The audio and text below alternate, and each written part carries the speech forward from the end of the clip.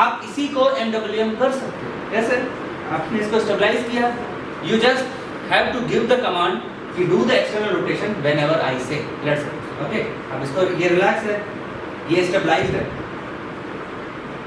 Glide दिया, ask him to do the movement, he is doing the external rotation, come back, glide is sustained, leave the glide.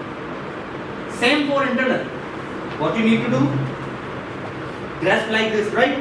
इसको stabilize किया, again you gave the glide, ask the patient do the internal rotation, internal, he is doing the internal, इससे आगे नहीं जा पा रहा, let's suppose, go back, वापस जाओ neutral and then leave the glide. यही तो MW, यही हम फिर बेल्ट के साथ भी कर रहे होते हैं, ओके।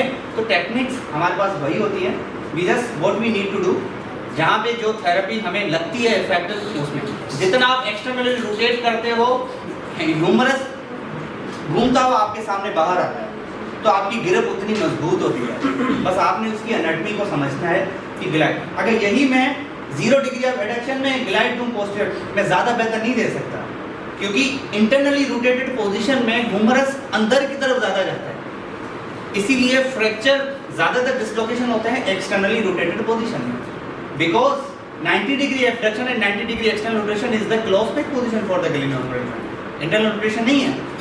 और क्लोज पैक पोजीशन में, इस पोजीशन में अगर कोई मुझे थ्रस्ट दे तो मेरे एंटीरियर डिसलोकेशन होने के चांसेस ज़्यादा हैं, रादर देन इसमें मुझे कोई दे तो इतना मुझे नहीं होगा डिसलोकेशन।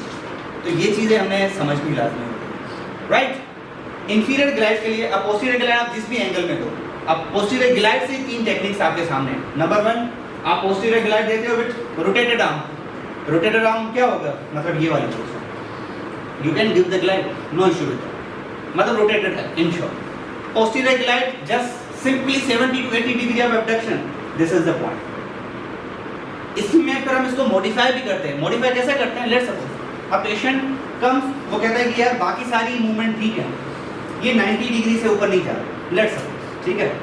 अब मुझे पता है ये तो मूवमेंट एबडक्शन है, मेनली इसके लिए इंफीरियर ग्लाइड दिया, पर पोस्टीरियर ग्लाइड भी आप दे सकते हो। What you need to do, आप इसको मॉडिफाई करो। मॉडिफाई कैसे करोगे, आप 80 डिग्री तक गए, what you need to do, आपने पहले ग्लाइड दिया और 90 डिग्री तक वो नॉर्मल जा रहा है, आपने ग्लाइड दिया, अब पैसिवली इसको आप 90 से 95 तक ले, उसकी रिस्ट्रिक्शन थी 90, थोड़ा सा ऊपर ले, 95 तक ले गए, वापस ले जाओ और छोड़ो। मॉडिफाइड आपका काम है, मैं पहले बेसिक समझा रहा हूँ, मॉडिफाई करना आपका काम। ग्लाइड और मोबिलाइजेशन का फर्क क्या है, ग्लाइड हमने दिया छोड़ दिया, ग्लाइड दिया छोड़ दिया, mobilisation is just like oscillation.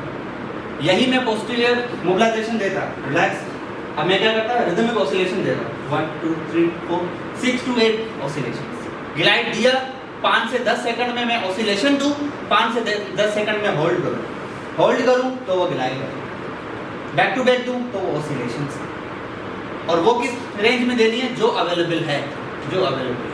तो इसी पोस्टीरियर ग्लाइड को आप 3 से 4 तरीके से भी दे सकते हो, वो आपकी मर्जी। Got it.